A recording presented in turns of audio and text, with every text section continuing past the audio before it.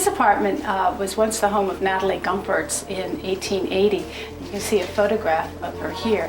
What you see now basically is the way we found it. When we found this building in 1935, the building was closed, and a lot of the deterioration you see happened since then. So eventually we will be restoring the apartment. We'll be putting wallpaper on the walls that would be appropriate for 1880. We'll also be sealing up the windows.